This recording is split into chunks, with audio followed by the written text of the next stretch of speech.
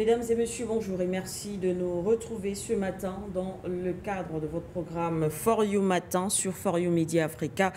En accueil, nous allons d'abord commenter l'actualité au Gabon pour parler de cette nouvelle grève de faim entamée par l'ancien président Ali Bongo Ondimba. Effectivement, l'ancien président a annoncé le début d'une nouvelle grève de la faim depuis sa résidence privée du moins au nord de Libreville. On le rappelle, selon son avocat, M.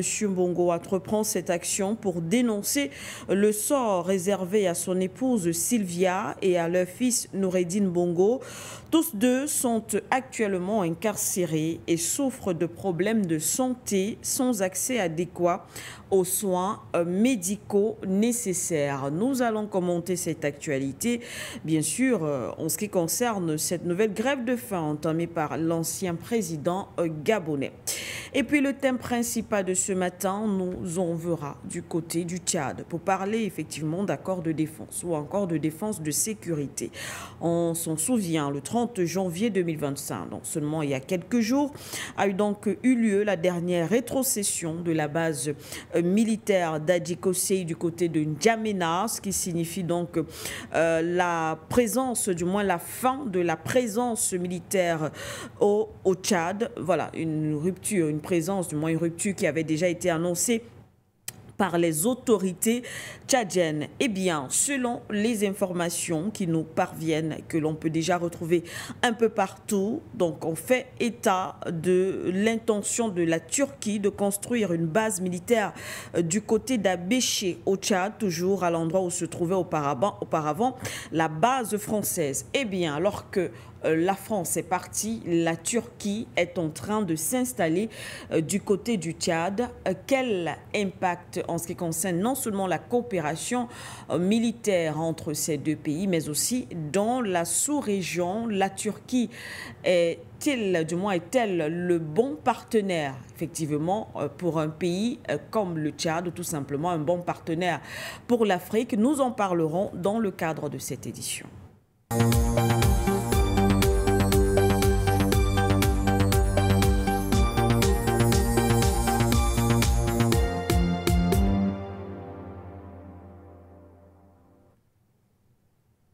Mesdames et messieurs, bonjour et merci de nous retrouver ce matin. Vous regardez For You Matin. Toutes nos excuses pour le retard enregistré. Mais bon, votre programme est donc lancé. Nous allons rapidement, très rapidement, puisque nous avons accusé un retard, présenter déjà le panel. Ils sont tous de l'autre côté. Madame Labaroui va partager ce plateau avec nous ce matin.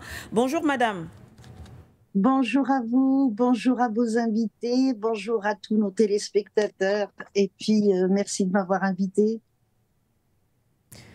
Merci à vous, Madame Labaroui, d'être avec nous. Également à vos côtés, Monsieur Henri Atangana, qui est également là. Bonjour. Bonjour, Madame. Merci de m'avoir invité. Bonjour, Madame Labaroui. Bonjour à tous les panélistes. Oui, bonjour à tous les panafricanistes qui nous font l'honneur de nous suivre régulièrement. Merci de m'avoir invité. Voilà, merci à nos invités. J'espère que vous avez mon retour parce que moi, je n'ai pas le vôtre. J'ai pas le vôtre. Je ne sais pas si vous m'entendez ou alors c'est de votre côté la réalisation, si la technique peut-être nous rassurer que nos invités sont très bien écoutés parce qu'ici, sur le plateau, c'est un peu difficile. Alors, moi, j'ai le retour son et le retour. D'accord, vous me recevez, Monsieur Atangana. Madame Labaroui, est-ce que vous me recevez? Je crois que oui. Je vous reçois également. D'accord. Merci. Moi également, maintenant, je vous reçois. Merci à vous d'être là ce matin. Nous allons donc aller du côté du Tchad, voilà, pour parler de cette nouvelle grève de faim entamée par le président, du moins l'ancien président gabonais, Ali Bongo Ondimba. On parle bien sûr du Tchad. Je vais commencer par vous, hein, Madame Labaroui, pour comprendre, peut-être pas comprendre l'action de l'ancien président, peut-être que cette action peut être bien sûr très bien expliquée parce qu'on parle de l'ancienne première dame et bien sûr de leur fils. Mais l'autre interrogation qui a toujours d'ailleurs été posée depuis le renversement du président Bongo, c'est pourquoi le président, du moins le président Bongo, l'ancien président bénéficie justement de certaines circonstances. C'est vrai qu'on a mis la santé en avant, mais Madame Sylvia et leur fils Noureddine sont toujours en détention. D'aucuns estiment qu'il faudrait effectivement tourner cette page et peut-être les relâcher. Est-ce qu'on pourrait comprendre l'attitude des nouvelles autorités gabonaises vis-à-vis de la famille de l'ancien président Ali Bongo? Il y a une justice au Gabon. Et cette justice, c'est Ali Bongo qui a tout fait pour que le code pénal et civil existe. Donc si aujourd'hui sa famille tombe dans le piège, lui, on a fait en sorte de le mettre de côté parce qu'il est vraiment malade et on voit que les dernières années, il n'était pas responsable de ses actes. Mais à partir du moment où on commet un délit, en France, aux États-Unis, partout dans le monde, la personne va en prison si un juge estime qu'elle doit aller en prison en attendant son procès. Et c'est vrai que jusqu'à ce que la justice ne se prononce, on estime que ces gens-là sont innocents, mais la justice ne s'est pas encore prononcée. Si la femme de ce monsieur, qui était anciennement la première dame, elle est malade et son fils est malade et puis ils sont mal soignés, là c'est eux qui sont responsables de cet acte. Ils avaient tout le temps de construire des bons hôpitaux et puis former des bons médecins. Donc ce n'est pas aux autorités actuelles, aux autorités actuelles de dire qu'ils sont responsables de cette situation. Cette dame a été impliquée dans énormément de dossiers de corruption, et ça, sans que la justice ne se prononce, on voit très bien dans quel état est le Gabon. On le voit. Nous voyons comment les Gabonais ont vécu depuis soi-disant l'indépendance. Et aujourd'hui, si ces gens-là doivent être condamnés, si la justice doit se prononcer, on ne va pas les relâcher parce qu'ils ils ne sont pas en bonne santé. Ce n'est pas possible. Sinon, il faut vider toutes les prisons à ce moment-là. Pourquoi cette dame devra bénéficier d'un privilège, elle et son fils, et puis il y a des malheureuses personnes qui ont peut-être volé une pomme pour manger ou un bout de pain, ceux-là doivent payer. C'est pas normal ce qui se passe. Nous l'avons vu même en Algérie par rapport à Boualem Sansal. Il est vieux, il a 76 ans, il faut le relâcher. Mais c'est quoi ça? Relâcher qui? Relâcher qui? Les gens qui sont responsables de délits. Mais ça rentre pas dans la tête. Ça, c'est une ingérence. Et si ce monsieur, aujourd'hui, fait la grève de la faim parce que son fils est mal soigné et sa femme est mal soignée aussi, la responsabilité, c'est à lui qu'il faut l'adosser. Pourquoi il n'a pas construit des hôpitaux pour son peuple et pour lui? Parce qu'eux, ils avaient les avions privés, ils avaient l'argent pour aller se soigner en Europe. Et aujourd'hui, la situation s'est renversée et sa femme devra être soignée dans les hôpitaux qu'elle n'a pas construits, son fils également. Donc, aujourd'hui, les Africains ne sont plus dupes et on ne cesse de le dire. Les Gabonais ne vont pas soutenir cette femme qui était à l'origine de leur malheur, ni son fils, ni son mari. Ils ne vont pas les soutenir. Les Gabonais ont d'autres soucis aujourd'hui, c'est de rétablir les choses dans leur propre pays et puis que les choses aillent mieux pour eux. Mais pourquoi en ce moment il entame une grève de la faim? Parce qu'on se rapproche d'une date où les élections étaient prévues. Et ces élections-là vont devoir changer les choses certainement au Gabon, puisque aujourd'hui, la présence française a énormément reculé, mais la présence marocaine également. Le roi du Maroc, il avait bien acquis une villa immense dans une petite île qu'il n'a pas achetée. Hein. Il ne l'a pas acheté. Et ça, c'est un cadeau par rapport justement à tous les services qu'il rendait à la France. Et Ali Bongo, qui s'appelle Alain, il ne s'est jamais converti et il n'a jamais mis les pieds dans une église, il ne connaît pas Dieu. Hein. Il s'est occupé à faire rentrer Wafa Bank, qui est une banque française sous enseigne marocaine. Les assurances dont sa femme se chargeait, c'est des assurances françaises, également sous une enseigne marocaine. Mais pourquoi il n'a pas laissé le peuple travailler et également construire des hôpitaux qui pouvaient lui servir? Donc, si il faut être juste. Et quand on dit juste, il y a le mot justice derrière. Quand on commet un délit, eh ben, la justice au Gabon devra se prononcer. Et puis, il faut arrêter de penser avec le cœur. Les Africains, nous les Africains, ça va de l'Afrique du Nord jusqu'à l'Afrique du Sud, on nous a toujours amadoué avec le côté cœur. Ah oui, il est malade. Ah, il ne va pas bien. Non, il a commis un délit, il va en prison comme les autres, c'est tout. Pourquoi c'est toujours au peuple de subir? Et puis, quand il s'agit justement d'essayer de sauver ces gens-là, on va faire appel à quoi? Au peuple, et puis d'être indulgent et d'être humain. Est-ce que ces gens-là qui sont au pouvoir depuis des années ont été humains envers leur peuple? Ils n'ont pas été humains, donc ils devront être jugés, pour moi personnellement, 2 fois. Pour les hôpitaux qu'ils n'ont pas construits, et puis aussi pour toutes les atrocités qu'ils ont commises. Merci. Merci à vous, Madame Larbaroui, pour cet avis.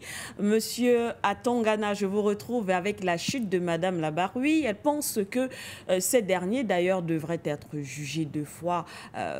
Si on s'en tient, bien sûr, à son analyse, ils sont responsables, effectivement, de leur situation après avoir passé autant d'années, justement, à la tête du pays. On met en avant le côté, bien sûr, santé. Ils ne sont pas bien pris en charge, effectivement, selon les avocats de la famille Bongo. Et l'ancien président a donc décidé, en soutien pour effectivement dénoncer cet état des choses, de commencer une nouvelle grève de faim. Madame Larbaroui a également noté un élément assez important. Nous sommes également du côté du Gabon, du moins à la veille d'une élection, d'un scrutin assez important dans le pays.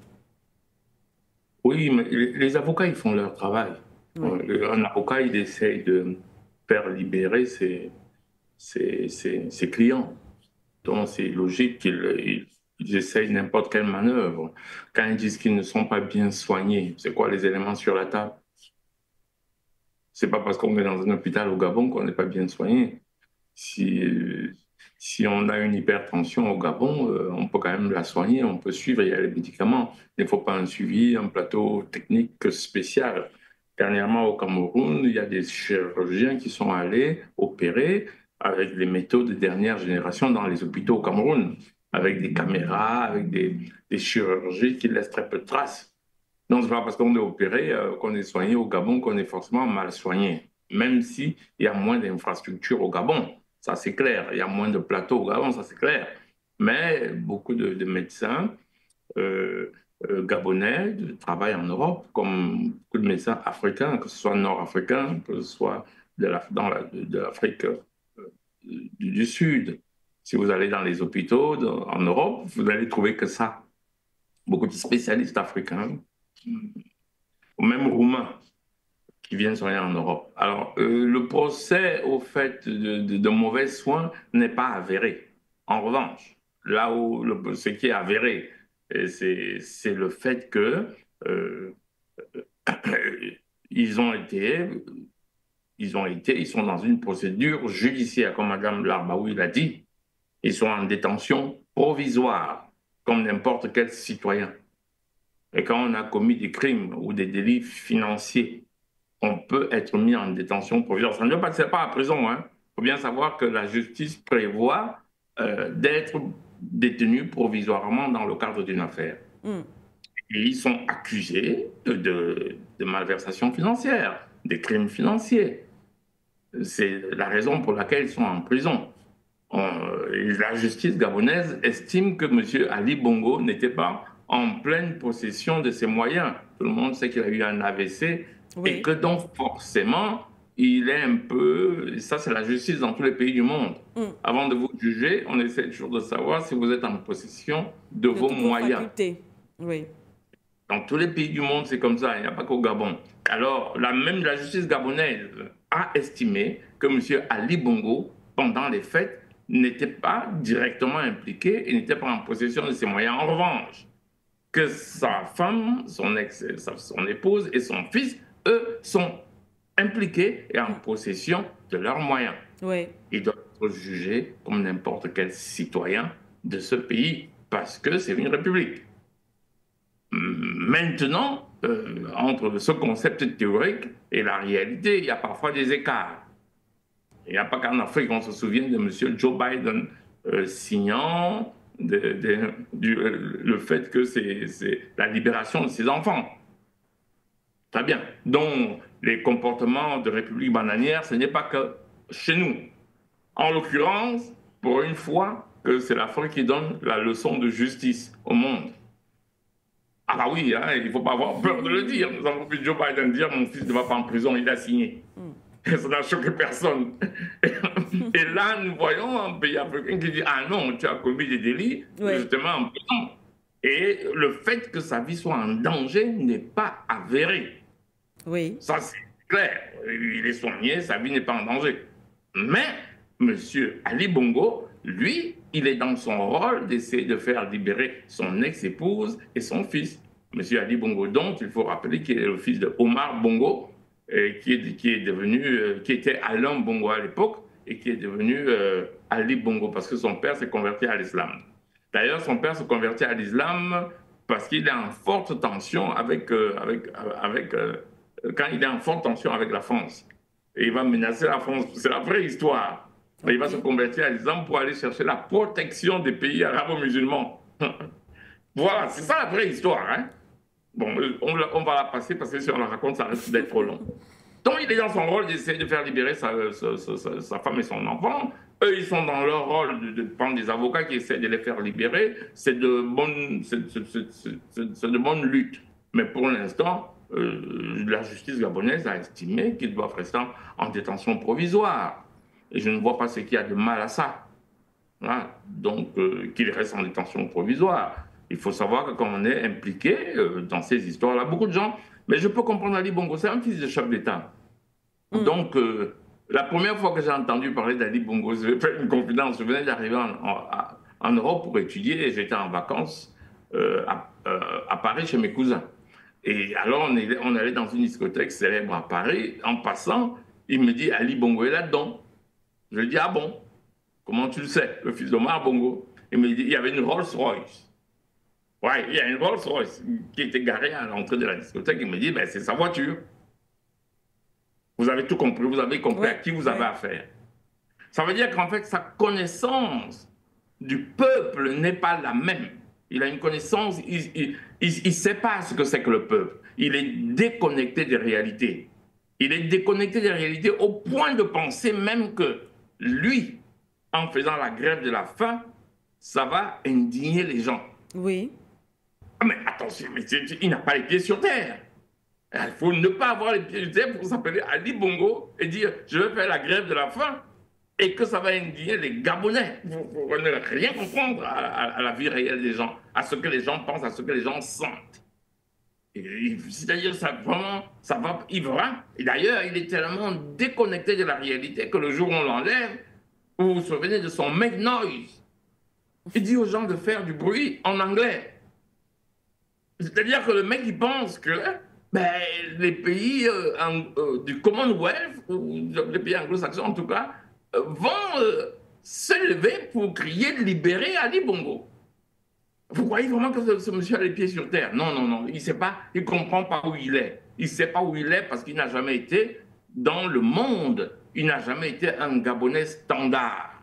Il est donc déconnecté de ces réalités et c'est la raison pour laquelle il pense vraiment qu'en faisant une grève de la faim, ça va indigner le monde. J'ai peur pour lui que ça sera un non-événement. Merci à vous, Monsieur Atangana. On rappelle, pour information, effectivement, que cela fait à peu près 17 mois que Madame Sylvia et Noureddine Bongo sont en détention, bien sûr. Et selon les informations, ils ont reçu la visite d'un médecin. Donc, selon son rapport, le rapport a révélé des conditions de santé assez préoccupantes de ce côté-là. Monsieur Bongo, l'ancien président, espère qu'à travers cette grève de faim, que cela puisse susciter, bien sûr, des interrogations au niveau international. Nous allons fermer cette page consacrée à notre thématique d'accueil et directement rentrons au Tchad pour parler de ce qui semble s'annoncer de ce côté-là. La Turquie qui est annoncée au Tchad. On parle d'une présence turque et d'ailleurs qui devrait occuper une ancienne base militaire qui était occupée. Voilà, je vais me répéter, occupée par la France. On sait que la France a donc quitté, du moins militairement, le territoire tchadien. Beaucoup s'attendaient effectivement à l'arrivée d'un nouveau partenaire. Eh bien, c'est la Turquie qui semble pointer son nez du côté du Tchad. Bon partenaire ou pas, en tout cas, c'est une nouvelle ère qui s'ouvre de ce côté-là. Madame Labaroui, la Turquie qui vient s'installer après le départ de la France, déjà plus-value pour un partenaire ou un partenariat tel qu'on est en train de le voir avec la Turquie et bien sûr pour un pays comme le Tchad. Vous savez, la Turquie, c'est la deuxième armée la plus forte de l'OTAN. C'est une excellente armée, bien structurée. La Turquie, c'est l'héritière de l'Empire ottoman. Donc c'est un État qui existe depuis 6 siècles. Malgré tout ce que l'Occident a fait pour détruire cet État, mais il y a quelque chose qui reste. C'est une armée aussi qui a fait des énormes avancées. Il fallait juste stabiliser et empêcher qu'il y ait encore un coup d'État en Turquie. La dernière tentative, c'était en 2016. Et tout ça pour renverser Erdogan parce qu'il avait réussi à stabiliser le pays et puis mener le pays aussi vers une économie très importante et une armée aussi importante. La Turquie a une position très délicate au niveau de l'Europe. C'est un pays musulman qui est en Europe. C'est anciennement Byzance. Donc il y a le côté chrétien de l'Europe, on veut à cet État et il a toujours voulu casser, mais en finir avec cet empire, ça a été un empire. Son pire ennemi, c'est la France. Et c'est la France qui a joué un rôle très important justement dans la fin de l'Empire ottoman. Non seulement elle avait impliqué la Turquie dans l'Empire ottoman dans la Première Guerre mondiale, mais il y a eu plusieurs traités, il y a eu 3 traités. Les 2 plus importants, c'est Sèvres, le traité de Sèvres, et le dernier, c'était le traité de Lausanne, où on a terminé avec la Khilafa pour les musulmans. Et la Khilafa, contrairement à ce qu'on dit, c'était une occupation, tout ça, non, c'est faux. Il faut connaître l'islam pour comprendre ce que c'est que la Khilafa. C'était loin d'être une occupation. Il y avait les États-Unis, des États qui étaient unis avec un pouvoir central. Et justement, les 13 États qui ont formé les États-Unis d'Amérique, pourquoi on dit toujours d'Amérique? Parce que quand ils se sont formés, il y avait les États-Unis du Moyen-Orient, de l'Orient. Donc, ils sont venus voir comment les Ottomans géraient tout ça. Et le mot fédéral en arabe veut dire fardiya, ça vient de l'arabe, le mot fédéral. Tout le reste, c'est du baratin. Mais la France, je reviens à la France, ça c'est pour expliquer ce que c'était et c'est quoi cet héritier de cet empire. Les Français se sont arrangés jusqu'en 75 de créer le PKK pour continuer à nuire à la Turquie. Donc, si vous voulez vous débarrasser de l'hégémonie, et ça, dans la géopolitique, c'est comme ça, si vous voulez vous débarrasser de la présence française, il n'y a pas meilleur que le turc, c'est clair. Les Français ont oublié leur histoire parce que depuis François Ier, que Souleyman le Magnifique avait fait libérer, c'était l'Empire ottoman qui protégeait le royaume de France. C'est ça qui est bizarre. Et aujourd'hui, nous avons une histoire complètement falsifiée par rapport à ce grand peuple qui forme aujourd'hui la Turquie, et qui a une longue histoire, donc, dont tout ce qui est armée, tout ce qui est construction aussi de bateaux. C'est vrai que le Tchad, c'est un pays enclavé, mais la Turquie fabrique énormément d'armes. Ça peut être un bon allié. Vous savez, Madame Siké, l'Algérie a des accords avec la Turquie. La Turquie a sauvé justement le pouvoir qui a Tripoli en Libye quand Haftar il voulait récupérer le pouvoir décembre 2016. Tout dépend des accords que vous signez avec l'État ou avec le pays ou avec cette armée. Là, c'est le Tchad qui doit exiger ce qu'il veut et il doit négocier. Ce n'est pas à la Turquie qui vient, elle, en Afrique, d'exiger quoi que ce soit. Les accords aujourd'hui, et je pense que l'Afrique s'est réveillée là-dessus, et puis si le Tchad a choisi la Turquie, ce n'est pas pour rien. Je viens de le dire, si vous voulez vous débarrasser de la présence française, notamment dans tout ce qui est service secret, parce que la Turquie a un savoir et la Turquie a des très bons services secrets. Justement, ils ont démantelé plusieurs fois des clans qui sont en Turquie, soit des clans qui étaient alliés à Israël ou même à la France. Donc tout ça, c'est un savoir-faire qui peut être transmis. Et puis le Tchad peut tirer son épingle du jeu et peut se débarrasser justement de l'hégémonie française. La politique française, là, c'est vrai que la France a perdu l'Afrique, ça c'est clair, mais là aussi, il faut revenir aux indépendances. Les Français avaient choisi une présence militaire et à un moment où il y a eu la mondialisation, cette mondialisation a touché aussi les peuples africains. Donc, il y a eu tout ce qui est médias alternatifs, tout ce qui est Internet. L'Africain arrive à avoir les informations aujourd'hui en temps et en heure. Donc, c'est un déclin total par rapport à l'armée française, mais il ne faut pas s'arrêter là. Il faut trouver d'autres alliances, d'autres partenaires, et la Turquie peut apporter un plus au Tchad. Merci. Et à vous, Madame Labaroui, pour ce premier jet. Monsieur Atangana, la Turquie, donc, un partenaire stratégique pour le Tchad après le départ de l'armée française? Oui, ça, c'est pas très surprenant. C'est pas surprenant. Oui. La Turquie travaille en collaboration avec la Russie, Oui. vous vous souvenez. Et la Russie travaille en collaboration avec la République centrafricaine. Oui. Vous savez que le nouveau président tchadien a entamé une démarche vers la Russie. Et vous voyez très bien que le front ukrainien, même s'il est en train d'arriver à sa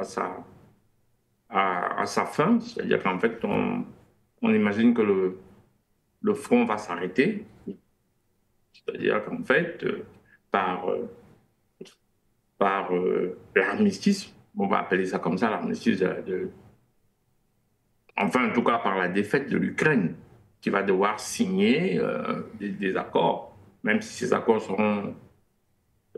seront déguisés, les fins d'arrêt de combat. Mais ce qui est sûr, c'est que la Russie qui a travaillé avec la Turquie et la Turquie et la Russie, moi j'ai l'impression qu'ils se sont entendus pour que la Turquie aille au Tchad. Moi, ça, j'ai l'impression qu'il y a eu... D'ailleurs, ils ont des relations depuis très très longtemps. Vous savez, je crois que je ne sais plus à quel moment, le Tchad s'intéressait déjà à la Russie et que le catalogue d'ailleurs des armes turques a été remis au Tchad. Voilà, et comme Madame Larbaoui disait, c'est une belle armée. On est surpris quand on parcourt le matériel et leur technologie militaire. Je crois que le Tchad, dans l'état actuel, qui est confronté à du terrorisme, a là un partenaire en armes qui est capable d'arriver à résoudre leurs problèmes, arriver à combler leurs besoins, même si moi je suis plutôt de ceux qui pensent que les pays doivent développer une certaine autonomie du point de vue militaire, une autonomie de base. Oui. Il n'est pas normal qu'on ait acheté des fusils d'assaut légers. On peut les fabriquer nous-mêmes. Il n'est pas normal qu'on aille acheter des munitions. On peut les fabriquer nous-mêmes. Mais en attendant, l'urgence veut qu'un pays comme le Tchad, qui a eu comme partenaire la France pendant longtemps, je ne vais pas revenir sur les opérations françaises au Tchad, qui ont duré plusieurs années sans échec, sans succès, se retourne vers la Russie. Et que la Russie conseille au Tchad d'aller voir vers la Turquie, qui est un partenaire russe, d'une part, et qui, d'autre part, ça permet de soulager la Russie en matière de demande d'armes et de munitions, à court terme en tout cas. Parce que la Russie elle-même, elle est engagée dans un fonds en Ukraine. Et ce fonds en Ukraine, les pays de l'OTAN voulaient affaiblir la Russie. Et donc de désarmer presque la Russie, un peu comme enlever à un lion ses ongles et ses crocs. Et alors la Russie, elle savait ça. Donc Poutine a essayé de faire face à la guerre en Ukraine en gardant ses possibilités de réaction.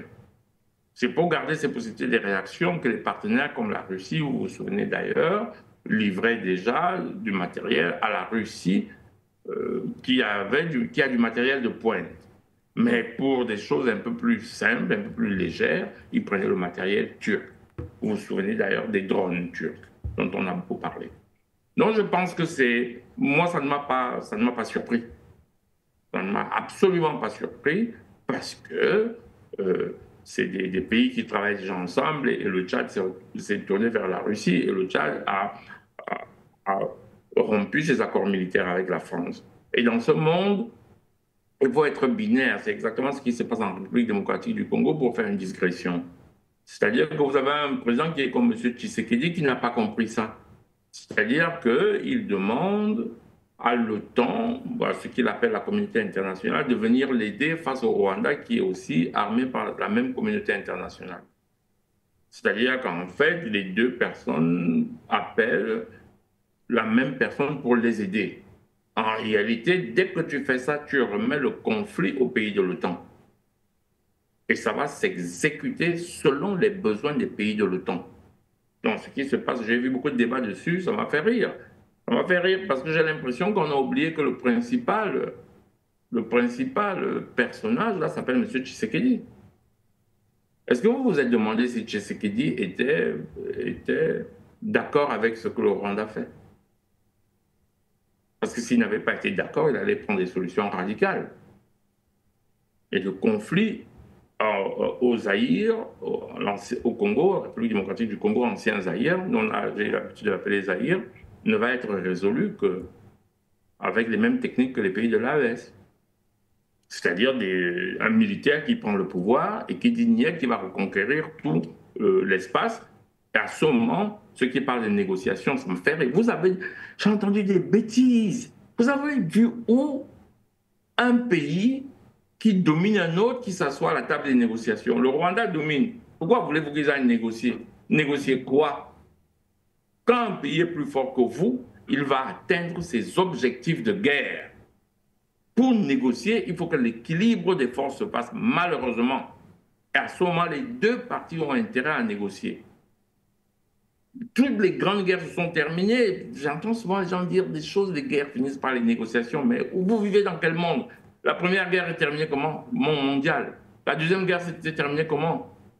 C'est pas par les armistices et la défaite de l'Allemagne? Où vous avez vu une négociation là? Non seulement l'Allemagne a signé sa défaite, mais l'Allemagne a été vigoureusement sanctionnée et on se souvient de Nuremberg. Qui raconte aux gens que les guerres finissent par les négociations, par les diplomaties? Mais non, donc quand il y a une guerre, vous perdez ou vous gagnez. Mais quand l'équilibre de force s'installe, les deux parties n'ont plus intérêt à continuer la guerre. À ce moment, les gens s'asseyent pour négocier. Voilà, c'était une petite digression qui permet de comprendre un peu que la solution est la solution tchadienne. Et c'est la solution tchadienne ou des pays de l'AES qui doit être appliquée en République démocratique du Congo. Si vous ne faites pas ça, un nouvel État va se créer qui va grignoter l'espace de la République démocratique du Congo, que vous le vouliez ou pas, parce que ça c'est la décision des Otaniens. Sauf si vraiment les populations se braquent comme dans les pays de l'AES et disent on ne veut pas. Et les populations commencent à se braquer comme au Mozambique. Au Mozambique où les soldats rwandais sont chassés. Ils sont chassés parce que le Rwanda occupe la République démocratique du Congo. Donc, quand vous regardez les populations congolaises, est-ce que vous avez l'impression que ces populations vomissent les soldats rwandais? Vous ne pouvez pas occuper un territoire quand les populations locales ne vous veulent pas. Sinon, vous n'avez aucun autre choix que le massacre. Et M. Tshisekedi a son deuxième mandat. La solution, c'est celle de Mahamat Déby. C'est-à-dire accepter que le monde unipolaire ne marche pas. Quand vous mettez le monde aux mains des États-Unis, vous en arrivez à ce qu'on a là. C'est-à-dire qu'ils arrivent, ils décident que, voilà, nous allons créer une nouvelle république là-bas, en République démocratique du Congo. Cette république-là va nous livrer en matière première. Ou alors, on laisse le chaos s'installer. Vous allez me dire pourquoi? Parce que quand il y a un État, vous êtes obligé de payer les matières premières, de payer les taxes. Or, donc, quand il n'y a pas d'État, on exploite sans rien payer, ça revient moins cher. Exemple, l'Irak. Exemple, la Libye. Mais les Africains veulent quoi pour comprendre? Les Africains veulent quoi? On a quoi dans la tête pour comprendre? C'est une évidence. Donc, M. Tshisekedi fait partie du plan qui est en République démocratique du Congo. Et ne vous étonnez pas si M. Tshisekedi, exactement comme Bazoum, sort et il vous dit les rebelles sont plus puissants que mon armée. J'accepte donc de céder le territoire. Ah oui, parce que là, au point où on est, M. Tshisekedi aurait déjà dû donner le plein pouvoir à l'armée. Donc, c'est la Turquie au Tchad, pour revenir au sujet principal, c'est une réaction tout à fait normale parce que la Turquie est un partenaire de la Russie et parce que le Tchad a demandé au pays otanien de partir après plusieurs années sans résultat. C'est logique que le Tchad se retourne vers la Russie et que la Russie dise, comme je travaille en collaboration avec la Turquie, bon, la Turquie va sous-traiter ça. Ça va de soi. Et pour moi, je ne suis pas surpris et oui. Ça tombe sur le coup du bon sens. Je sors par là. Merci à vous, Monsieur Atangana. On va aller retrouver une fois de plus Madame Labaroui. Le temps, la réalisation va également afficher les numéros de téléphone pour permettre tout à l'heure à nos téléspectateurs de participer. Mais avant, Madame Labaroui, la Turquie, effectivement, comme l'a dit Monsieur Atangana, enfin, un lien direct aussi avec la Russie, mais de l'autre côté, comme on l'a également dit, vous l'avez également dit, c'est aussi un pays membre de l'OTAN. Alors, est-ce qu'une coopération avec la Russie, la Turquie n'ouvre pas aussi, parce qu'on regarde aussi de l'autre côté, n'ouvre pas encore une autre porte ou alors une nouvelle porte à l'OTAN en Afrique. Et de l'autre côté, est-ce que l'on devrait peut-être penser peut-être la forme de collaboration avec un pays tel que la Turquie qui vient après le départ de la France? Est-ce que la collaboration doit être la même ou alors l'accord doit être la même, par exemple, comme c'était avec la France? Je vais d'abord revenir sur quelque chose. Ce n'est pas la Russie qui a ramené la Turquie au Tchad. La Libye est en train de retrouver une certaine stabilité grâce à la Turquie. Les Russes, via Wagner, et les Turcs, via Sadat, se sont frités, mais réellement en Libye. Et dans le changement géopolitique actuel depuis Trump, et il a commencé les négociations bien avant les élections Trump, hein. Donc ça a permis à une certaine stabilité, par crainte justement que les Russes ne se propagent partout en Afrique. Les Américains ont fermé les yeux sur les activités de la Turquie. Et c'est la Libye qui a ramené la Turquie au Tchad pour créer un certain équilibre, hein, parce qu'il faut qu'il y ait un équilibre. Et chaque pays choisit finalement son partenaire. Maintenant, par rapport au Tchad, le Tchad ne peut pas se mettre tout de suite dans la fabrication ou la construction. Il ne peut pas aller vers ce qu'on appelle une industrie lourde, voire une industrie lourde militaire. Le problème de l'Afrique, c'est l'énergie. C'est le continent le plus riche, mais on nous a empêchés justement d'avoir de l'électricité et d'avoir de l'énergie. Pourquoi? Parce que c'est ça qui permet au pays de se développer. Le Tchad, s'il veut aller vers la fabrication, eh ben, il faut qu'il aille vers l'électrification du pays et augmenter sa production d'électricité. Pour le moment, il y a un véritable déficit. Donc ça, c'est ça le problème. Et c'est pour cela qu'il y a aussi actuellement, il y a un rapprochement entre l'Algérie et entre le Tchad, pour permettre au Tchad d'aller vers l'électrification du pays, comme les contrats qui ont été signés d'ailleurs avec l'Algérie et le Niger.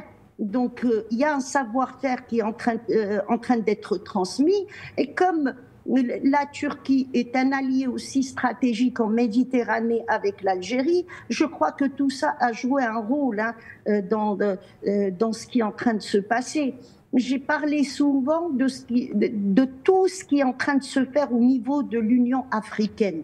Et j'ai demandé aussi aux gens d'aller vers le site de l'Union africaine, parce qu'il y a un véritable travail qui se fait. Il y a des pays aujourd'hui comme l'Afrique du Sud, même le Nigeria. Le Nigeria, il s'est mis là-dedans.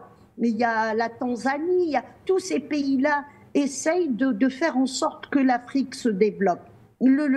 L'Afrique du Sud, elle a pris le côté nucléaire et le côté de développement avec les centrales nucléaires. L'Algérie, pour aider, elle a pris le côté gaz pour développer l'électricité avec des centrales de gaz. Donc, il y a aussi la Tunisie qui est là-dedans. La Tunisie, c'est plus le côté énergie renouvelable, donc les panneaux photovoltaïques, tout ça, ils ont une avancée. Donc l'Afrique est en train de travailler ensemble, et ce qui est bien, là nous le remarquons, c'est qu'il y a une diversité de partenaires. Il ne faut pas s'arrêter à un seul partenaire. Même un pays peut avoir 2-3 partenaires. Il n'y a pas de raison. Et ce que j'ai expliqué tout à l'heure, c'est puisque ces pays-là veulent venir en Afrique, travailler en Afrique, profiter aussi des ouvertures qu'il y a en Afrique. C'est à nous de mettre des exigences. Et je crois que le Tchad est en train d'aller vers tout ça. Le Tchad a bien compris que la présence militaire française ne peut que déstabiliser, malheureusement, puisqu'il y a un refus des populations locales qui ne veulent plus voir des militaires arrivés. D'ailleurs, Mais là, les Turcs ne vont pas arriver leur arrivée ne sera pas semblable à celle de l'armée française. Et je pense aussi que la Turquie, c'est un pays qui ne fait pas elle ne s'immisce pas dans la politique des États, comme le fait la Chine aussi et comme le fait la Russie. C'est un État qui reste neutre par rapport à la politique du pays qui est au pouvoir.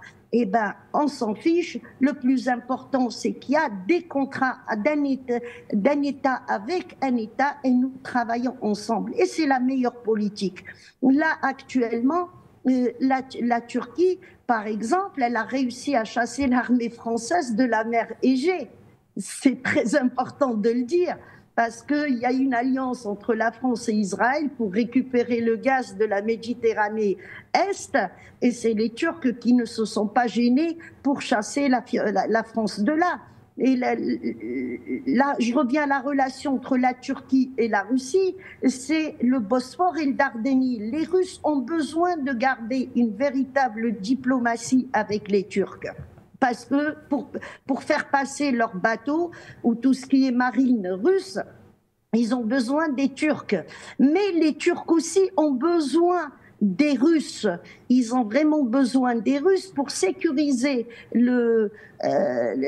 tout ce qui est les populations turkmanes ou turcophones. Vous avez l'Azerbaïdjan, le Tadjikistan, le Kyrgyzstan, tout ça, ce sont des populations turkmanes, mais qui étaient anciennement dans l'Union soviétique. Donc il y a quelque chose d'historique avec les deux pays. Et l'effondrement en 1917, l'effondrement de l'Empire ottoman, c'était également l'effondrement de l'Empire russe. Ça, il ne faut pas l'oublier. Et c'est l'Occident qui s'est arrangé pour que ces deux effondrements se passent. Donc les deux ont compris qui est leur ennemi, c'est l'impérialisme international. Donc ils essayent d'avoir une politique pour apaiser le tout. Et ce qu'ils n'ont pas réussi à faire en Libye au début, après le 7 octobre, eh ben les Russes ont compris qu'il fallait qu'ils changent leur politique aussi en Libye. Et puis il y a eu la chute justement de la Russie en Syrie, et qui a fait que c'est les Turcs qui ont laissé les Russes venir s'installer à Tobruk. Donc il doit y avoir certainement un accord entre ces deux États-là, Russes et Turcs, mais ce sont les Libyens qui se sont arrangés pour que la Turquie rentre au Tchad. Merci. Merci à vous, Madame Labaroui. Eh bien, on va rappeler, du moins, les codes d'accès pour participer à cette émission. Donnez votre point de vue sur les thèmes qui vous sont proposés. Votre avis également nous intéresse. Eh bien, vous pouvez nous avoir soit par appel direct ou encore appel WhatsApp via le +237 683 20 96 61.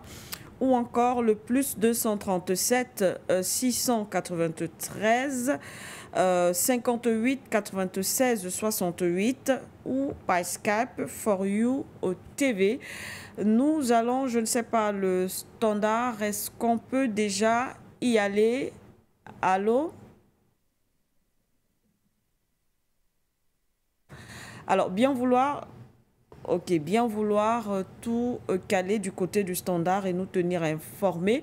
Nous allons, Monsieur Atangana, peut-être à la suite de Madame Labaroui, pour poursuivre en ce qui concerne ce partenaire, justement, la Russie. Et lorsqu'on regarde également les réactions, effectivement, des uns et des autres, la Turquie, hein, lorsqu'on regarde les réactions des uns et des autres, effectivement, la Turquie qui fait partie de l'OTAN, et d'aucuns estiment qu'on ouvre la porte, justement, une très grande porte d'ailleurs à l'OTAN, parce que oui, derrière la Turquie, vous l'avez dit d'ailleurs tout à l'heure, on voit la Russie, mais n'oublions pas qu'il y a également l'OTAN. Oui, il y a deux façons de regarder les choses, hein. C'est de dire que la Turquie est un cheval de Troie pour la Russie dans l'OTAN. On peut aussi inverser les choses et dire que la Turquie est un cheval de Troie pour l'OTAN vers la Russie. Et il n'y a pas d'éléments qui sont plus caractéristiques d'un regard ou d'un autre. C'est d'ailleurs la raison pour laquelle je reste souvent assez prudent avec ces choses. Donc que la Turquie fasse partie de l'OTAN, et ça c'est le b.a.-ba. Mais imaginez que le simple fait que la Turquie fasse partie de l'OTAN est suffisant pour expliquer une politique. Je crois que là, c'est simplifier la réalité. Pour rappel, la Turquie a demandé plusieurs fois de faire partie à l'Union européenne. Ça a été refusé. Donc la Turquie, très très souvent, est considérée et regardée par l'Union européenne, qui est une partie importante de l'OTAN, comme un pays qui ne peut pas être assimilé aux mœurs occidentales. Et la Turquie, on a toujours l'impression, je veux dire là, c'est l'impression qu'elle essaie de dire « Ah non, non, non, mais nous sommes un pays démocratique, on peut faire partie. » Et les Européens leur répondent « Mais vous êtes des musulmans. Vous ne faites donc pas partie de l'Union européenne. » Ça, c'est le premier point. Deuxième point, Madame Larbaoui vient de le dire. Il y a beaucoup, certains Russes sont de culture musulmane, en tout cas à l'Est. Donc, la Russie ne regarde pas trop la religion comme un élément de négation à l'appartenance à son État, à sa réalité. C'est ça que je veux dire. Les mots exacts pour trouver ne sont pas faciles à trouver. C'est-à-dire qu'en fait, alors que pour les Européens ou les Occidentaux, l'islam est anti-occidental, c'est-à-dire qu'ils ne voient pas comment on peut concilier les deux. Ce n'est pas le cas pour la Russie. Troisième chose, n'oubliez pas que la Turquie avait acheté les S-400, les missiles antimissiles de l'OTAN.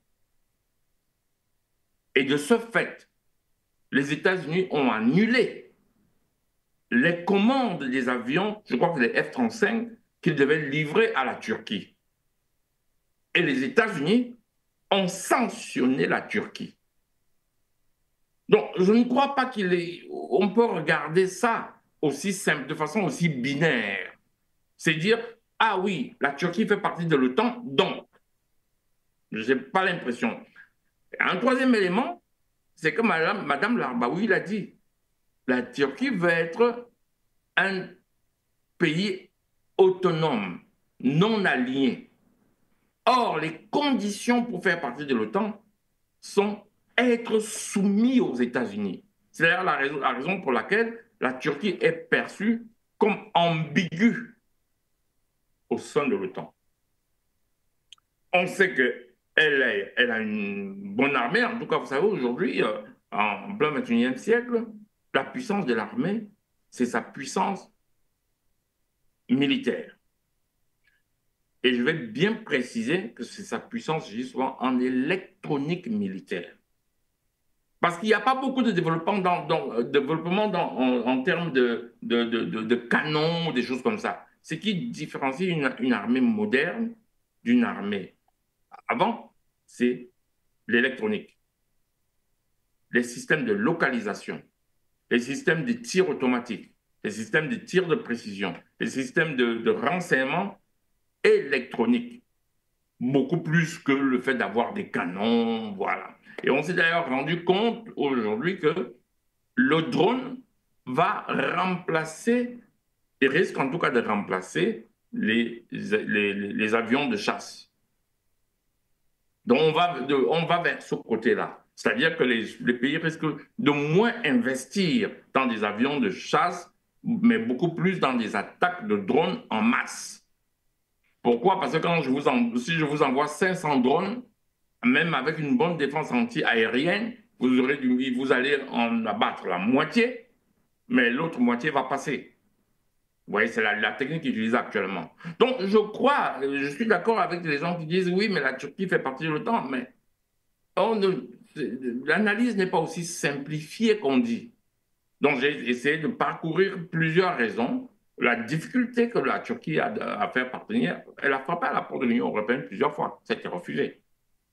Et la Turquie a reçu des sanctions des États-Unis. On l'oublie quand elle a acheté, je crois que c'était en 2019, les S-400, les missiles antimissiles russes. Donc, voilà. Donc, je pense que la Turquie, en matière militaire, je n'ai pas voulu dire que la Russie a pris la main de la Turquie pour aller au Tchad. Mais en matière militaire, vous ne pouvez pas avoir un partenaire et aller demander un autre partenaire si ces deux partenaires ne sont pas d'accord. C'est ça qui justifie le départ de l'armée française. Et c'est ça que vous verrez toujours que là où il y a l'armée française, si vous faites venir l'armée russe, l'armée française s'en va. Ils ne peuvent pas coexister. Et c'est la même chose. Si vous avez une armée américaine, une base militaire quelque part, ce sera très, très difficile que le même pays accepte une base russe dans le même pays. La coexistence sera très, très difficile parce qu'ils vont se méfier, ils vont regarder en chien de faïence. C'est ça qui me permet de penser que le Tchad et la Russie en ont discuté. Mais je n'étais pas dans la négociation, je fais une analyse, j'ai bien une analyse, c'est-à-dire que je regarde les faits et j'analyse du point de vue géopolitique comment ça se fait souvent, comment la règle se fait. C'est ça, il faut bien comprendre mon analyse. C'est d'ailleurs la raison pour laquelle je suis souvent prudent. En aucun moment, je n'ai dit que la Russie a pris le téléphone et qui a dit au Tchad, OK, allez voir la Turquie. Mais vous avez bien vu que pour que le Tchad appelle la Turquie, il fallait que la France s'en aille. Si c'était une simple diversification de partenaires, le Tchad aurait pu appeler la Turquie alors que la France était là. En matière militaire, ça se passe comme ça. C'est difficile à expliquer aux gens en pratique parce qu'ils vivent ça de façon banale. Oui, la Turquie fait partie de l'OTAN, oui, bon. La Turquie sait qu'elle est très rejetée par l'Union européenne, dont elle ne se sent pas occidentale à 100%. Et je ne pense même pas qu'elle a envie de se sentir occidentale à 100%. Il y a eu, pendant l'élargissement de l'Union européenne, énormément de débats pour faire rentrer la Turquie dans l'Union européenne. Il y a eu énormément de débats. Et vous ne croyez pas que les Turcs en sont insensibles. Quand on vous renvoie ce que vous êtes comme musulman, et on vous dit ce que vous êtes comme musulman ne peut pas faire de vous des Européens. Oui, d'accord, vous faites partie de l'OTAN, mais vous savez que vous faites partie de l'OTAN tout en étant musulman. Donc, viscéralement anti-occidentaux. C'est ça qui se passe en France actuellement. Vous avez entendu le Premier ministre parler, le nouveau Premier ministre français, qu'est-ce qu'il a dit? Il a dit, dans nos pays, il y a un sentiment de submersion. Et les commentaires disent que non, c'est parce que chez eux, il y a des gens qui sont français. Ils avouent déjà même que ce n'est pas de l'immigration, ce n'est pas des étrangers, mais c'est des Français de culture différente. Avant, on disait que c'est des étrangers, alors qu'on savait très bien que non, ce n'étaient pas des étrangers, c'était des Français noirs et arabo-musulmans, maghrébins, parce qu'arabo-musulman, c'est très, très vaste. Mais aujourd'hui, on l'avoue. Donc, il y a dans la conception de la culture occidentale une rupture du moment où vous êtes vous avez des passés différents, vous avez des cultures de base différentes. Ça crée un problème. Voilà, c'est ça que je voulais dire. Je ne voulais pas dire que la Russie a appelé la Turquie pour dire ben, je t'amène au Tchad. Alors, vous imaginez très bien qu'il y a eu des contacts entre eux et il y a eu des discussions pour savoir si ces armées peuvent coexister sur le même champ militaire. C'est ça que je voulais dire.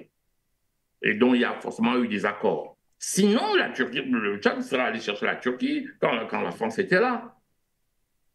Mais sauf que la France a dit, si tu vas chercher la Turquie, ben moi je m'en vais. Voilà, c'est ça que je voulais dire, je sors par là. Merci pour ces précisions. L'autre petite question que nous allons certainement nous poser, bien sûr, tout à l'heure après le standard. Je crois qu'on pourra aller au standard.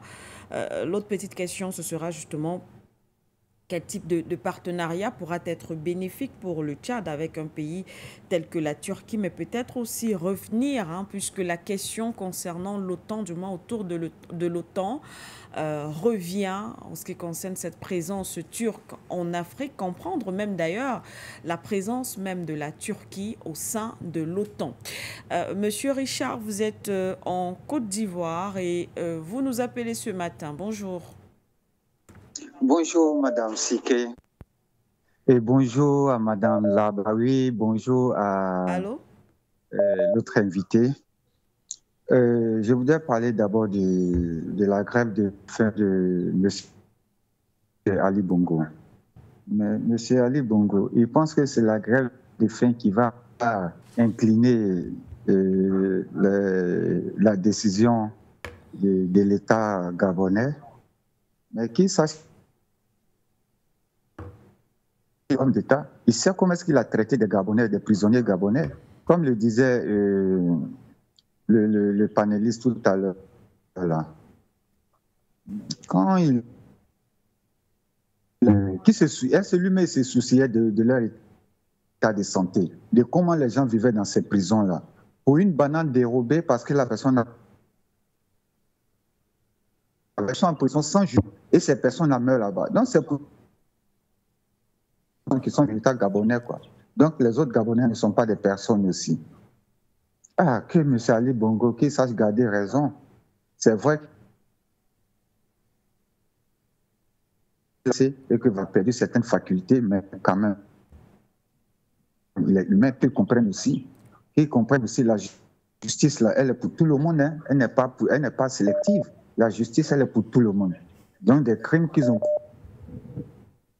par rapport à ça qu'ils sont. Donc, il doit normalement faire profil bas et puis implorer la autorité gabonaise. Ça ne sert à rien de se mettre, avec son état de santé, il va se mettre en grève de faim. Et s'il arrive le pire, mais s'il arrive le pire, il ne faut pas qu'il va croire que le Gabon va s'arrêter, hein. Le Gabon va continuer. Hein,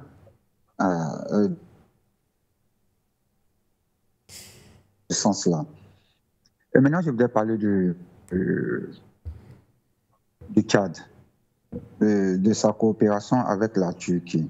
Bon, je ne sais pas, bon, puisqu'on ne connaît pas les tenants et les aboutissements avec la Turquie. Je crois que la Turquie ne vient pas s'installer comme la France s'était installée, comme les États-Unis se sont installés au Tchad.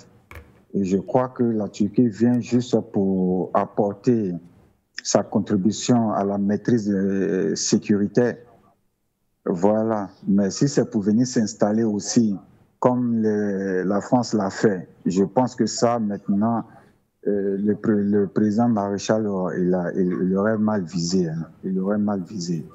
Donc, je pense que si les Turcs arrivent, c'est juste pour former et puis bon, pouvoir aider à installer des véritables bases militaires au Tchad. Mais pas pour s'installer comme la France l'a fait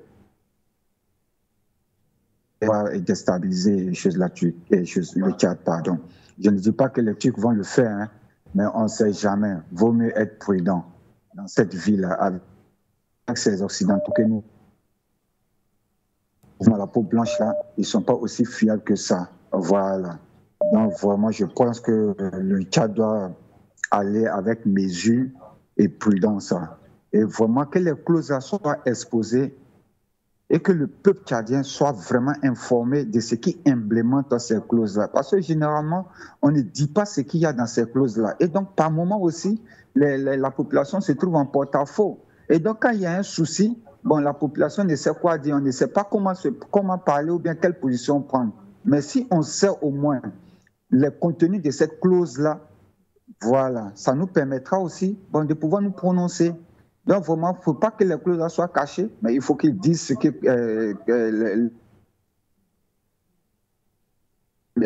au peuple tchadien. Et je pense qu'en cela, ça pourra rassurer et puis ça va montrer aussi qu'il y a une certaine transparence qui se fait Voilà.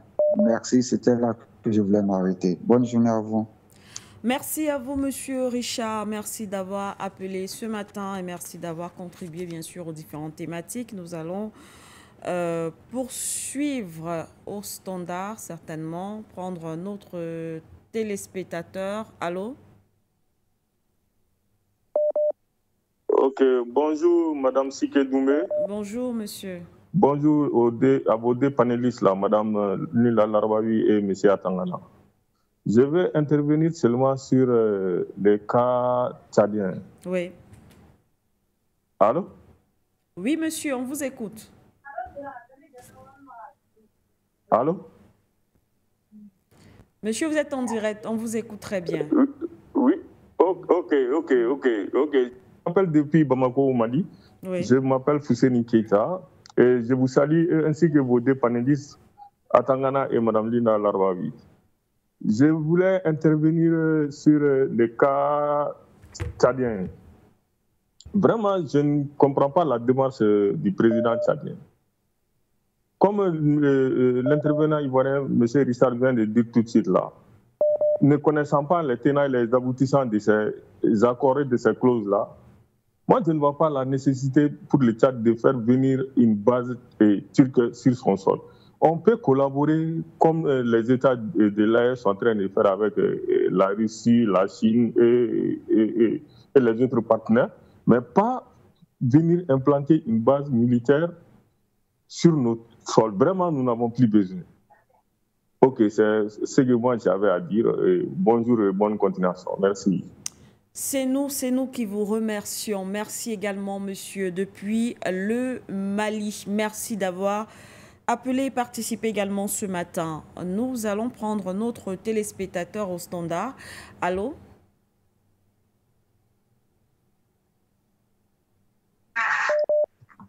Allô? Allô? Allô? Oui, monsieur, bonjour. Monsieur? Bonjour, Paul Média. Ok. Je m'appelle Fousseni Keita. D'accord. Je vous salue. C'est monsieur Abdelaziz. Oui, monsieur Abdelaziz, allez-y. Je voulais intervenir sur le cas. Monsieur Abdelaziz, ne vous réécoutez pas. Vous vous fiez à ce que vous écoutez, ne vous réécoutez pas et ça crée justement ce temps de latence. Baissez le volume de votre téléviseur. Vous êtes déjà en direct, monsieur Abdelaziz. Je crois qu'on a perdu monsieur Abdelaziz. Le temps de vous rappeler, chers téléspectateurs, n'essayez pas de vous réécouter à la maison. Lorsqu'on vous a déjà décroché au standard, participez tout simplement, baissez complètement le volume de votre poste télévision ou poste radio, qu'importe, et participez tout simplement à l'émission. Je ne sais pas si on peut rester au standard pour prendre peut-être un autre appelant. Est-ce que c'est possible? Allô? Bonjour l'Afrique, bonjour le panel, bonjour tous les panafricanistes du monde entier. Et moi, je voulais d'abord parler du Tchad et dire que c'est vraiment un très bon choix pour avoir choisi la Turquie. Parce qu'il y a du feu déjà au Soudan. On a déjà des Ukrainiens basés dans le désert du côté de l'Algérie. Nous avons l'Amérique et la France qui cherchent à bouleverser la Russie partout en Afrique. Donc je crois que si la Turquie est au Tchad, ça réduit la pression sur la Russie, puisque la Turquie est déjà en contact avec la Russie. Bien que Erdogan n'est pas une personne en qui il faut avoir confiance, parce que lui, il va pour le profit. Donc, on ne sait pas quand la France va lui offrir quelque chose pour changer son idée. Mais pour le moment, c'est de demander d'être prudent. Je veux aussi remercier le jeune Déby pour le processus qu'il a entamé au Tchad. Nous lui demandons beaucoup de vraiment amener la paix et cesser les violences politiques et militaires. il doit cesser. Et puis, comme je l'ai dit depuis longtemps, qu'il doit repêcher sa famille. Et pour repêcher sa famille, il doit amener la paix au Tchad. Et pour amener la paix, il faut qu'il accepte toutes les tribus et tous les quatre coins du Tchad. Il doit leur dire, si j'ai fait quelque chose de mal ou ma famille, je demande pardon. Ça prend un grand homme pour demander pardon. Donc, et je vais aussi, il y a des grimaces qui se passent du côté du Sénégal. Diomaye Faye qui appelle Tshisekedi et le tueur du Rwanda pour demander une négociation.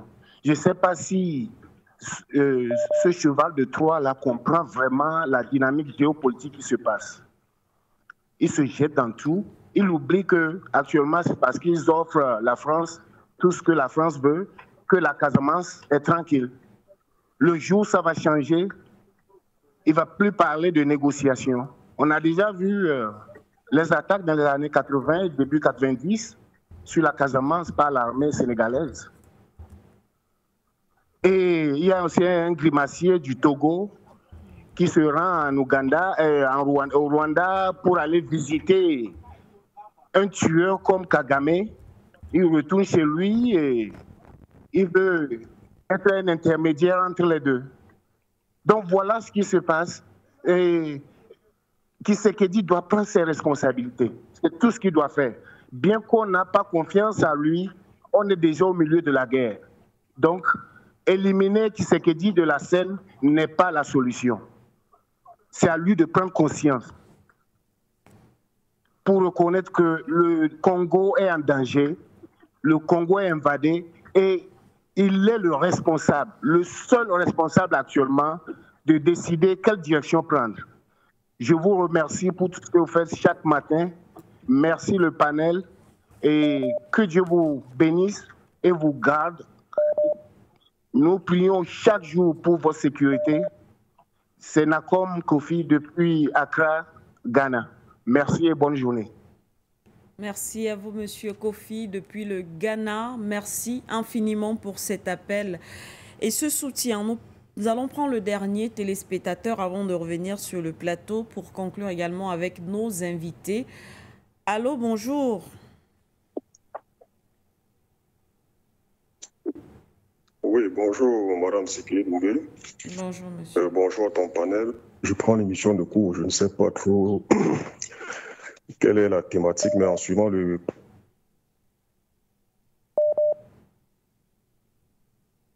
Allô? C'est un rapport avec Tchad et la Turquie. Tout à fait. Oui. Et de fait, moi je disais, bon, le nouvel accord de partenariat entre le Tchad et la Turquie, si tant est que ce soit cela, ce n'est qu'une suite logique. Hein. Oui. Est en train progressivement de sortir du chaos dans lequel la France coloniale l'a mis dedans. Voilà. Donc, la Turquie, certes, on va dire, elle joue un jeu de trouble, tout le monde sait cela. C'est, j'ai envie de dire, un cheval de Troie même. Oui. Puisqu'autant, on ne sait pas si elle est dans une position ou dans une autre. Mais toujours est-il qu'elle est là, comme tout autre État, pour ses intérêts, ce qui est normal. Et donc, moi, je dirais, cet accord n'est qu'une suite logique.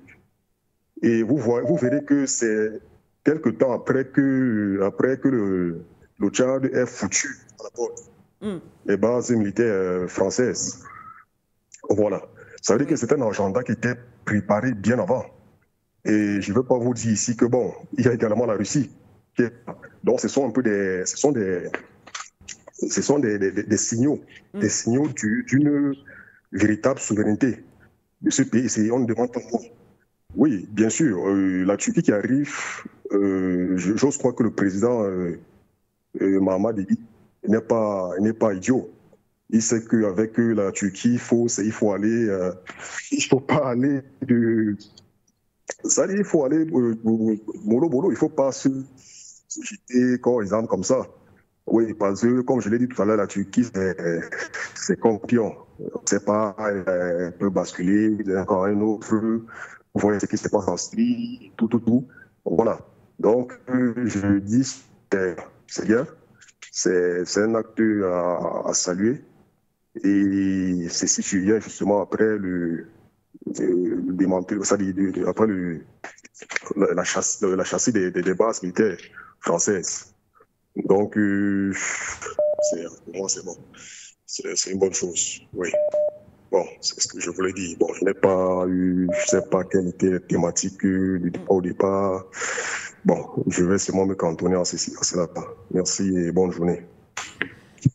C'est nous qui vous remercions. Merci beaucoup. Nous comprenons que vous For You Media, en tout cas, vous tenez ce média à cœur parce que vous, malgré cela, vous prenez les missions de cours, vous tenez quand même à participer, à apporter à renchérir la réflexion. Merci infiniment. Vous êtes bien sûr, c'est le sujet, hein, c'est la thématique principale de ce matin.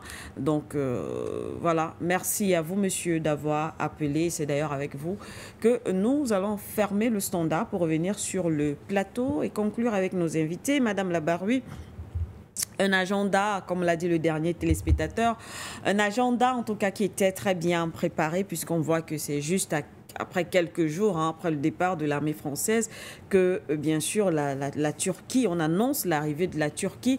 Mais l'autre interrogation peut-être pour sortir, peut-être c'est la grande interrogation, quel modèle ou alors quelle forme devrait prendre cette collaboration avec la Turquie pour qu'elle soit bénéfique au Tchad, mais aussi, surtout sur la question qui revient, la question autour de l'OTAN, peut-être pour mieux comprendre ce rapprochement entre la Turquie et le Tchad, l'existence même de la Turquie au sein de l'OTAN. Écoutez, il faut d'abord remonter l'histoire. Moi, je ne suis pas une prof d'histoire, mais dans la stratégie, on est obligé d'apprendre l'histoire. Le pire ennemi de l'Empire ottoman, donc la Turquie aujourd'hui, c'était la Russie impériale. Comment se fait-il que Sochi était une ville complètement musulmane, une population qui parlait turc? La Crimée était aussi une population turkmène. Vous avez l'Azerbaïdjan, l'Ouzbékistan, le Dakistan, tout ça c'était turkmène. Donc la Russie impériale, depuis l'impératrice Catherine, elle avait déclenché une guerre contre l'Empire ottoman et elle a récupéré tous ces territoires. À l'époque de l'impératrice Catherine, la Russie faisait à peu près 500 000 kilomètres carrés, quelque chose comme ça. Je peux me tromper dans les chiffres, mais en tous les cas, c'était à peine le territoire européen d'aujourd'hui. Alors, c'est la Russie impériale qui s'est propagée sur des territoires musulmans jusqu'à, je vous dis, récupérer Sochi, la Crimée, tout ça. Et puis, la Sibérie aussi était complètement musulmane. Donc, la Russie impériale avait elle avait une politique extensionniste. Beaucoup plus tard, on retombe dans l'Union soviétique qui n'a pas cessé, ça a continué. Et à la création de l'entité sioniste israélienne en 1948, tout le monde associe ça aux Américains, c'est faux. Il y a un livre qui s'appelle Staline, les Juifs et Israël. Lisez-le, il y a les documents. La Russie, depuis 1992, a ouvert les archives. C'est Staline qui a insisté à créer Israël avec les Anglais et la collaboration française. Actuellement, il y a 2 millions de Russes qui sont en Israël, notamment Netanyahou qui est russe et Smotrich qui sont russes également. Donc ça, il ne faut pas l'oublier. Après, on arrive après la guerre. En 1952, Staline était en train de préparer une invasion contre la Turquie pour récupérer le Bosphore et le Dardanelle. La Turquie était très affaiblie. Elle était toujours sous le traité de Lausanne qui lui interdisait d'avoir des armes, de fabriquer. Il faut lire le traité de Lausanne, on le trouve facilement sur Internet. Donc les Turcs ont fait appel aux États-Unis et ils sont rentrés dans l'OTAN pour se défendre et de l'Union soviétique, mais par rapport à Israël également. Pourquoi la Turquie ne sort pas aujourd'hui de l'OTAN ? Parce que la Turquie n'a pas confiance aux Russes et n'a pas confiance aussi à Israël. Malgré qu'elle a normalisé depuis la création, tout ça, elle était obligée. Mais si jamais la Turquie sort de l'OTAN, eh ben, Israël va rentrer et cela ne va pas arranger le monde arabo-musulman. C'est la Turquie aujourd'hui qui empêche Israël de rentrer dans l'OTAN. Où il y a Israël, où il y a la Turquie. Est-ce que c'est l'intérêt de la Turquie de sortir de l'OTAN ? Je ne pense pas. Moi, si j'étais turque, eh ben, je resterais sur cette optique. Là, j'ai résumé en 3-4 minutes, mais là, Sochi, encore une fois, était musulmane.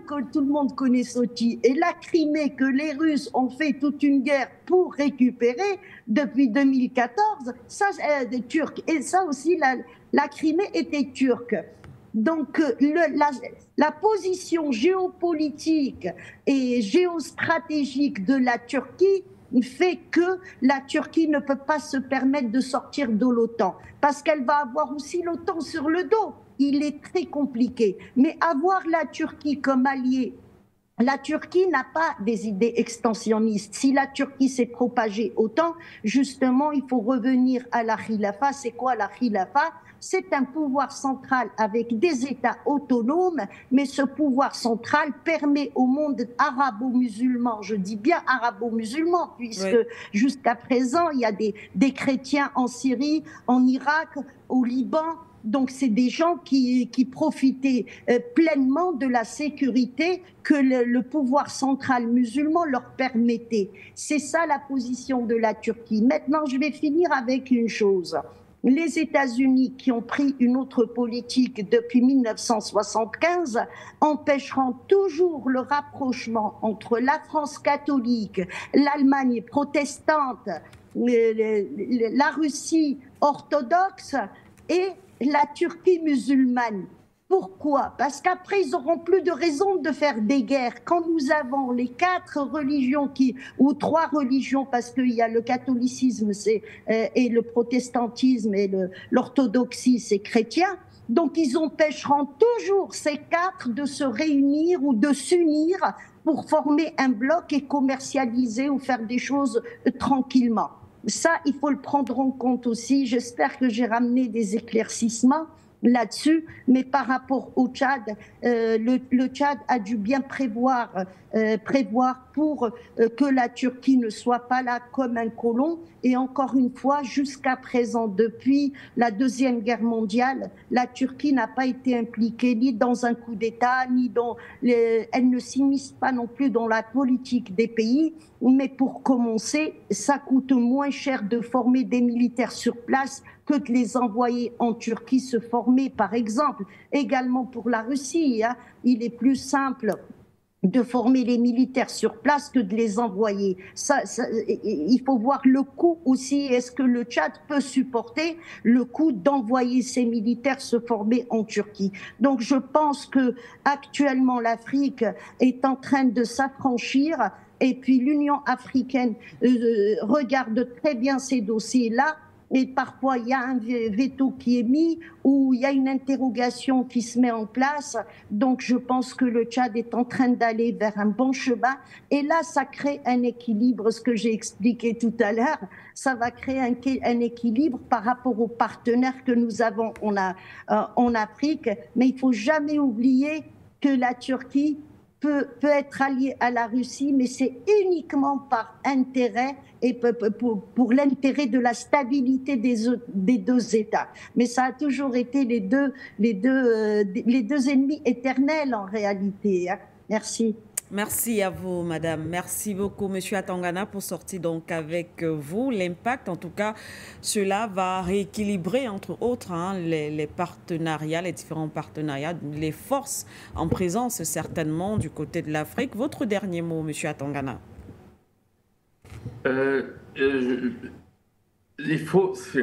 Pour comprendre la géopolitique, il faut comprendre l'histoire. Madame Labaoui a raison. Oui. Mais le problème, c'est toujours comprendre l'histoire jusqu'où. Oui. Juste, on plonge dans l'histoire. Elle a raison quand elle dit que Sochi était musulman, que la Crimée était musulmane. Plongez dans l'histoire jusqu'au XIIe siècle. Apprenez l'expansion des arabo-musulmans, ce qu'on va appeler arabo-musulmans à l'époque, en Europe. Apprenez que l'une des premières traites était la traite des Slaves. Oui. Nous sommes au XIIe siècle, avant la traite transatlantique. Ceux qui sont appelés à ce moment arabo-musulmans vont envahir l'Europe. Et ce sont les Slaves qu'on va vendre comme esclaves. C'est d'ailleurs pour ça qu'en anglais on dit encore a slave. Un slave, c'est-à-dire, nous sommes en train de parler des Russes et tout ça, c'était eux qui étaient des esclaves, qu'on vendait en passant par Angers en France, où on les émasculait. Et il y a eu en Europe alors ce qu'on a appelé la reconquête. En espagnol, on appelle ça reconquista. Je ne parle pas bien espagnol. Où il y a eu ces guerres contre les arabo-musulmans. Nous sommes au XIIe siècle. Et c'est ça qui fait ces guerres qu'il y a eu parfois, qui ont été des guerres de religion. Et ça revient au thème que je vous ai vu, parce que je vous ai écouté hier, de la notion d'idéologie. Oui. Les gens pensent que l'idéologie n'est qu'une réalité économique ou politique. Non, l'idéologie, c'est ce que je pense. L'idéologie économique ou politique, c'est la façon d'appliquer ce que je pense. Exemple, idéologie nazie. Idéologie nazie, ce n'est pas Smith ou Keynes. Et il y a l'idéologie. Et on applique ce qu'on pense en économie, en politique, pour atteindre ces résultats. Smith et Keynes, c'est les gens qui constatent ce que c'est qu'une société et essaient d'arriver à des résultats par rapport à ça. Mais ce n'est pas des idéologistes au sens pur et dur. L'idéologie nazie, c'est une idéologie. L'Égypte antique s'est construite sur de l'idéologie. Et pendant une bonne partie de notre histoire, l'idéologie était nos croyances qui étaient des croyances religieuses. Les guerres saintes, c'est une idéologie. Quand je fais la guerre au nom de l'islam, que ce soit bien interprété ou mal interprété, parce que la notion de guerre sainte est interprétée différemment selon la personne. Mais il y a eu des guerres de religion, des guerres chrétiennes, il y a eu des croisades quand les chrétiens exterminaient les protestants. Il y a eu des guerres. Donc, c'était ça des idéologies. Quand on n'a jamais une idéologie, tout le reste va suivre. Et on va faire de la politique, de l'économie pour atteindre cette idéologie. Malheureusement, les gens réduisent parfois l'idéologie à être de la Dame Smith ou du Keynes. C'était une parenthèse. Ouais. Donc, il y a eu ces guerres-là. C'est pour ça que, quand Mme Labaoui vous dit Sochi était musulman, en effet. Mais comment cette religion musulmane, née au Moyen-Orient, en Afrique, va s'étendre pendant le 10e, 11e, 12e siècle à l'Europe? Par des guerres, par des envahissements. C'est comme ça que vous allez trouver que les Slaves vont être convertis à l'islam. Mais il y avait aussi des conversions juives. C'est pour ça que vous allez voir qu'en Israël, et elle a raison quand elle dit que beaucoup de Juifs sont slaves d'origine. D'ailleurs, quand vous allez en Israël, pays que je connais très bien, vous allez voir beaucoup de Juifs qui sont... Il y a des Juifs slaves, des Juifs africains, des Juifs nord-africains. Il y a tout ça là-dedans. C'était une parenthèse parce que je pense que le temps commence à aller très très vite. Je vais essayer de conclure. C'est pour dire quoi? C'est pour dire que... pour en revenir au sujet, à la question que vous avez posée, c'est pour dire que le Tchad, forcément, quand vous regardez très bien la Turquie est un pays que l'OTAN pense non fiable. Par exemple, la Turquie a refusé de signer les accords, les sanctions contre la Russie.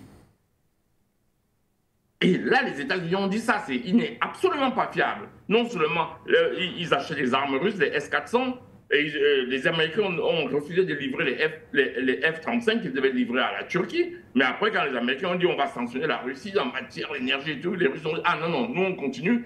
Et mieux que ça, scandale des scandales, les Turcs achètent l'énergie russe en roubles et non en dollars. Donc vous voyez que approcher, regarder le problème et dire la Turquie est otanienne, alors la Turquie est anti-russe, vous allez très très vite en besogne. Vous allez très très vite en besogne. C'est beaucoup plus subtil que ça. Donc moi je pense qu'il y a aussi une grosse différence, je voulais m'arrêter dessus, quand on parle de bases militaires. Le problème des bases militaires de l'OTAN, de la France en Afrique, c'est que ce sont des bases inaccessibles même au pays d'origine. Ce n'est pas la même chose qu'une base militaire qui est un camp d'entraînement où les militaires du pays peuvent aller voir. Une base militaire française en Afrique, le pays, le chef d'État, les militaires de ce pays n'ont pas le droit à avoir accès. Et ça, pas ce qui s'y passe. Alors que vous pouvez bien avoir une base militaire russe qui est juste un camp d'entraînement au matériel, qui est installé là pour faciliter les coûts de déplacement et les coûts d'entraînement, comme Mme Larbaoui a dit. Ça coûte moins cher, évidemment, d'installer un camp d'entraînement. Mais si l'armée locale a accès et visite, elle est moins dangereuse qu'une base militaire. On vous dit, attends, vous n'avez pas le droit d'y rentrer. Donc, je veux dire qu'il faut toujours regarder ça avec toutes ces subtilités. Et c'est ça notre but quand vous nous invitez, c'est qu'on apporte de la subtilité en plus. Effectivement. Sinon, la subtilité que monsieur tout le monde ne va pas déceler. Je sors par là. Merci infiniment, monsieur Henri Atongana. Merci d'avoir partagé cet autre plateau de For You Matin avec nous. Merci aussi à vous, madame Larbaoui. Merci d'avoir été avec nous ce matin. On ne vous oublie pas, chers téléspectateurs, et toutes nos excuses pour le signal sur nos différentes plateformes qui était assez instable. Mais vous êtes restés, vous étiez là vous êtes restés jusqu'à la fin. Merci pour ce soutien. On vous souhaite donc une très belle matinée. Bien sûr, une bonne semaine qui débute, bien sûr, avec les programmes de For You Media Africa. Très bonne journée